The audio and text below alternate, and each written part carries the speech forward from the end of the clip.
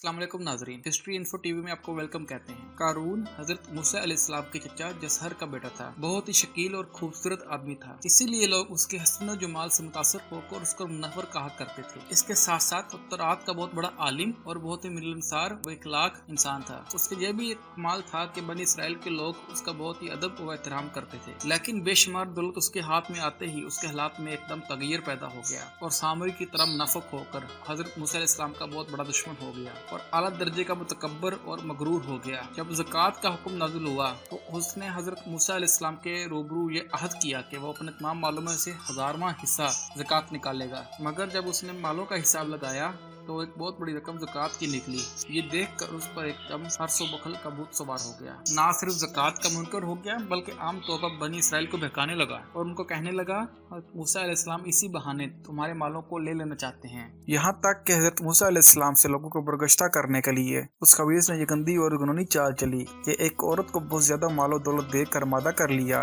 कि आप पर बदकारी का इल्जाम लगाए। चनाचा ऐन उस वक्त जबकि हजरत मूसा अलैहिस्सलाम लोगों से मजमे में खिताब कर रहे थे, कारून ने आपको टोका और इल्जाम लगाया कि फलानी औरत से आपने बदकारी की है। हजरत मूसा अलैहिस्सलाम ने फरमाया कि इस औरत को मेरे सामने लाओ। चनाचा वो औरत बुलाई गई तो हजरत मूसा अलैहिस्सलाम ने फरमाया कि ए औरत, उस अल्लाह की कसम जिसने बनी इसराइल के लिए दरिया को फाड़ दिया और आफियत और सलामती के साथ दरिया के पार करा कर फ़िरौन से निजात दी, सच सच कह दे कि वाक़या क्या है। हजरत मूसा अलैहिस्सलाम के जलाल से औरत सहम कर कांपने लगी और उसने मजमा आम में साफ साफ कह दिया कि ए अल्लाह अज़्ज़वजल के नबी, मुझको कारून ने कसीर और दौलत देकर आप पर बहुतान लगाने के लिए मादा किया है। उस वक्त हजरत मूसा अलैहिस्सलाम आप दीदा होकर सज्जा शुक्र में गिर पड़े और बहालत सजदा आपने ये दुआ मांगी कि या अल्लाह, कारून पर अपना कहर व गजब नाजिल फरमा दे। फिर आपने मजमा से फरमाया कि जो कारून का साथी है वो कारून के साथ ठहरा रहे और जो मेरा साथी हो वो कारून से जुदा हो जाए। चनाचा दो खबीसों के सिवा तमाम बनी इसराइल कारून से अलग हो गए। फिर हजरत मूसा अलैहिस्सलाम ने जमीन को हुक्म दिया कि ए जमीन, तू इसको पकड़ ले, तो कारून एकदम घुटनों तक जमीन में धंस गया। फिर आपने दोबारा जमीन से यही फरमाया तो वो कमर तक जमीन में धंस गया। ये देख कर कारून रोने और बलबलाने लगा और कराबत और रिश्तेदारी का वास्ता देने लगा, मगर आपने कोई अल्तफात ना फरमाया, यहाँ तक कि वो बिल्कुल जमीन में धंस गया।